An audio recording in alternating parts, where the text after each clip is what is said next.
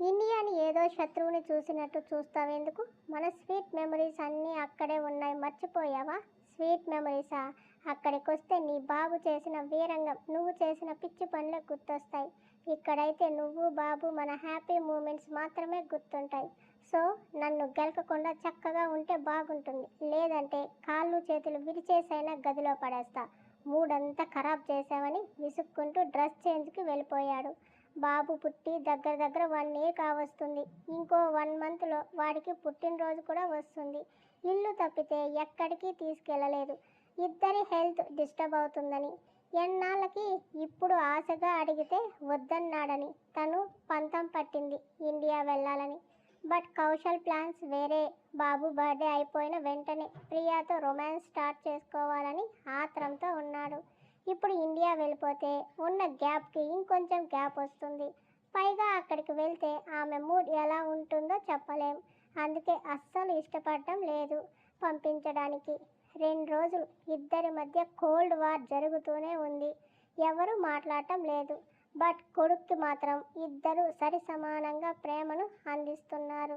వాడి దగ్గర ఇద్దరు నవ్వుతూ మాట్లాడుతుంటే చిరునవ్వులు చిందిస్తున్నాడు. ప్రియా అబ్బాయికి చెప్పావా ఇండియా వెళ్తున్నామని? ఉమాశంకర్ అడిగాడు. చెప్పాను నాన్న, వెళ్ళమన్నాడు. నిన్ను కూడానా? నన్ను కూడా వెళ్ళమన్నాడు అని అబద్ధం చెప్పింది. నిజమా? అయితే వెంటనే లగేజ్ సర్దుకోవాలని హుషారుగా అంటుంటే ఖచ్చితంగా ఇండియా వెళ్ళి తనూజాని చూసి తన బేబీని బ్లెస్ చేసి రావాలనుకుని తను బ్యాగ్ సర్దుకోవడానికి వెళ్ళింది. ఆ రాత్రి 11:30కి వచ్చాడు కౌశల్. ఫ్రెష్ అయ్యి బాబు పక్కన పడుకోబోతూ బెడ్కి పక్కగా ఉన్న లగేజ్ని చూశాడు. కళ్ళు చిన్నవి చేసి వెళ్ళి బ్యాగ్స్ ఓపెన్ చేయగా తనవి మౌర్య బట్టలు సర్ది ఉంది. లేచెల్లి ప్రియ రెక్క పట్టి లేపుతూ ఎందుకే ఆ బ్యాగ్స్ అన్ని అడిగాడు. రేపు నైట్ ఫ్లైట్ ఉంది, నేను బాబుతో వెళ్తున్నా. అడిగితే బెడ్ చూపించావుగా పంపించనని, అందుకే అని అంటున్న ఆమె గొంతు నొక్కుతూ ఇప్పుడు కానీ వెళ్ళావంటే డివోర్స్ కన్ఫామ్ అని బెదిరించాడు. కళ్ళలో గిరగిరా నీళ్లు తిప్పేసుకున్న ప్రియ, నా చిన్ని చిన్ని ఆనందాలు కూడా తీర్చాలి నువ్వు. అమ్మా నాన్నతో జర్నీ చేద్దామని ఎంత ఆశపడ్డాను, అది కూడా తప్పే నీకు అని అలిగి పడుకోబోతూ నా ఆమెని గాల్లోకి లేపి సోఫాలో దించాడు. ఎందుకని అడగకుండా కాళ్ళు ముడుచుకొని కళ్ళు తుడుచుకుంటూ అనుమానంగా పక్కకి చూస్తే ఫ్లోర్ మీద మెత్తని మ్యాట్రెస్ వేసి బ్లాంకెట్ పరిచి బాబుని క్రెడిల్లో వేసి లాక్ చేసి తన వైపుకు వస్తుంటే గొంతులో గుటకలు పడ్డ ఆమెకి వేసుకున్న టీషర్ట్ తీసి పడేసి బాడీ స్ట్రెచ్ చేస్తున్న కౌశల్ని గుడ్లు మిటకరించి చూస్తూ లేచి పరిగెత్తబోయి గిన్నె కోడిలా కౌశల్ కౌగిట్లో బందీ అయ్యింది. ఒకే చేత్తో ఎత్తి మ్యాట్రెస్ మీద వేసి రేపు నీ ఫ్లైట్ టైం వరకు నాతో ఉంటే నెక్స్ట్ అవర్లో ఫ్లైట్లో ఉంటావు. ఇది నీకు ఓకే అంటే నువ్వు వెళ్ళడం నాకు ఓకే, ఏమంటావు అని కళ్ళు ఎగరేస్తుంటే లంచం ఇవ్వాలా నీకు అని ముక్కు ఎగరేసింది. నీ ఇష్టం, ఇచ్చి వెళ్తావో ఇవ్వక ఉంటావో అని పడుకొని తల కింద చెయ్యి పెట్టుకొని మరో చేత్తో మెరుపు గీతలా మెరుస్తున్న నడుము మడతని నిమిరాడు. భుజాల మీదుగా తల తిప్పి కౌశల్ని చూసింది.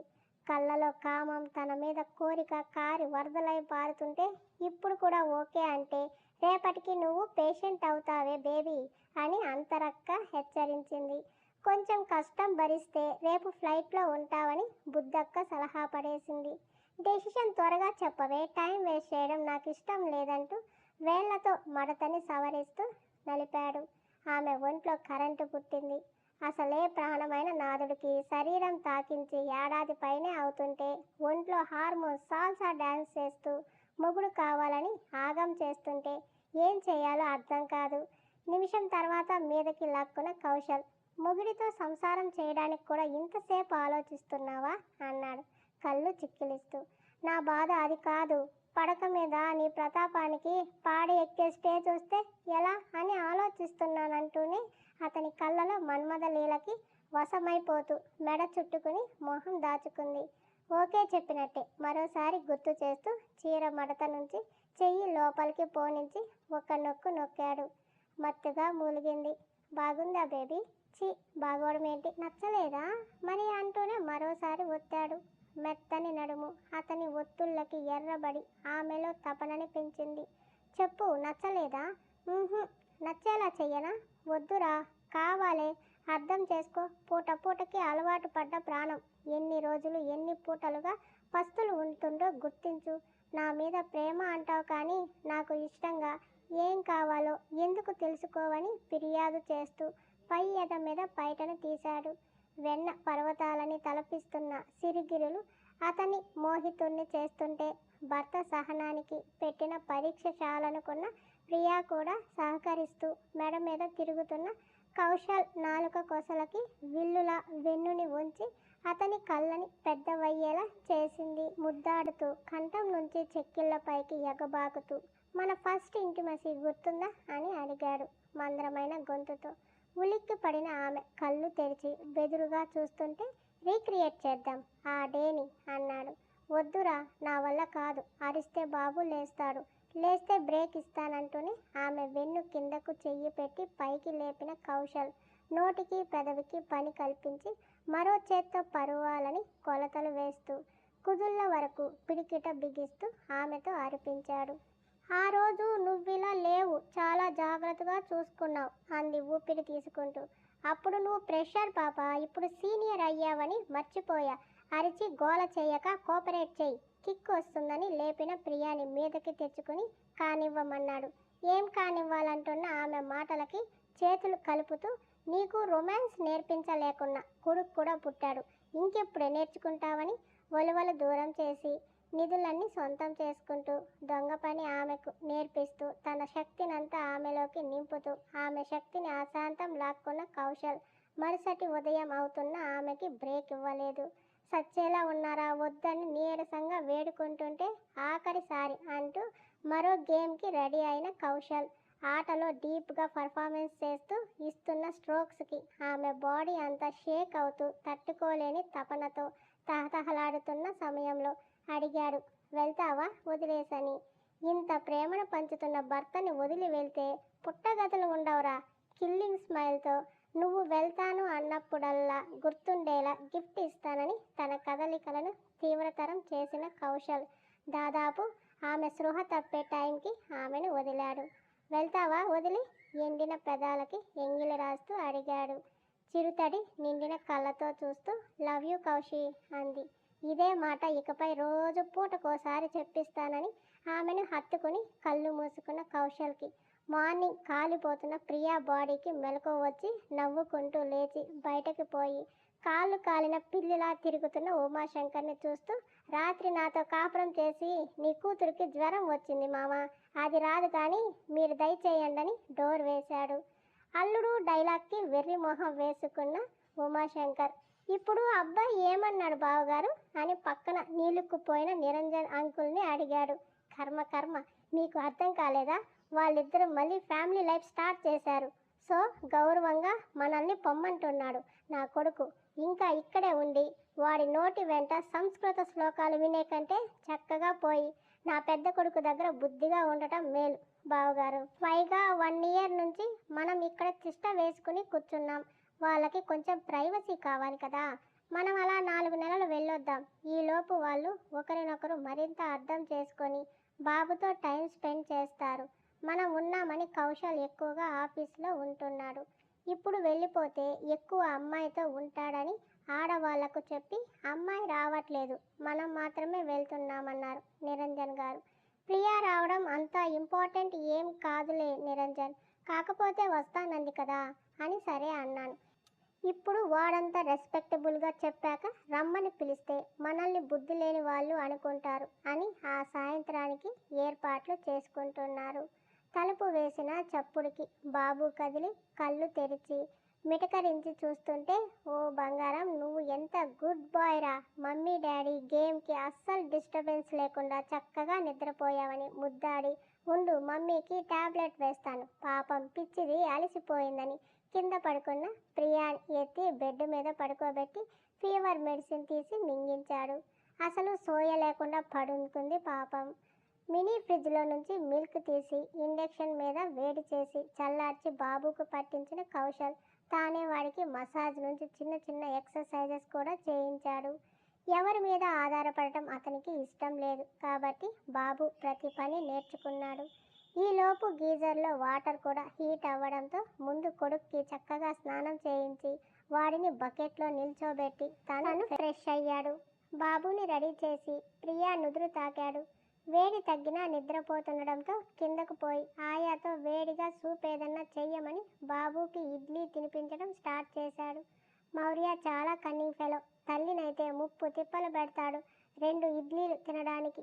కానీ అబ్బ దగ్గర మాత్రం ఆరాగా 4 ఇడ్లీలు తిన్నాడు. అమ్మాయికి ఇప్పుడెలా ఉంది బాబు అడిగింది నిర్మలా గారు. సూప్ చల్లారుస్తూ నిద్రపోతుంది అత్తయ్య, వెళ్ళి తినిపిస్తారా లేదా వీటిని తీసుకుంటారా అన్నాడు. నా కూతురు దగ్గరకు వెళ్తానని నేరుగా ఆవిడ వెళ్ళిపోతే ఎంతైనా కన్న ప్రేమ అనుకున్నాడు కౌశల్. బాబుకి తినిపించి ప్రమోద్కి కాల్ చేసి ఏదో మాట్లాడాడు.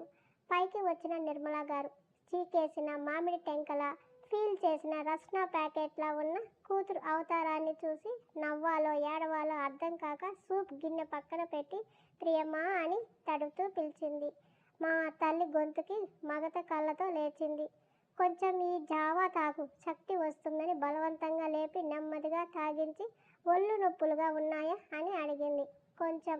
తల్లి ఒడిలో తల పెట్టుకొని మీ అల్లుడు నన్ను ఇండియా వెళ్ళొద్దన్నాడని ఏడుపు మొహంతో చెప్పింది. అబ్బాయికి నీతో సమయం గడపాలని ఉందే పిచ్చి మొద్దు, అది అర్థం చేసుకోకుండా మాతో వస్తానంటావేంటి? మేము ఎక్కడికి పోతాం? తనూజ డెలివరీ అయ్యాక ఇక్కడికే వస్తాంగా. అప్పటి వరకు బాబుతో నీ భర్తతో చక్కగా ఉండు. నీకేం లోటు చేస్తున్నాడా ఇంట్లో? అది కాదమ్మా, ఇన్నాళ్ళు మీరంతా ఇంట్లో ఉండబట్టి ఎంతో ఈజీగా వెళ్ళిపోయాయి రోజులు. మీరు వెళ్ళాక ఇంత పెద్ద ఇంట్లో నేను వాడు మాత్రమే ఉండాలంటే ఎలా? అబ్బాయికి తెలియదా ఆ విషయం? ఏదో ఏర్పాట్లు చేసే ఉంటాడులే. నువ్వు ఇంత దిగులు పడి అతన్ని బాధ పెట్టకు.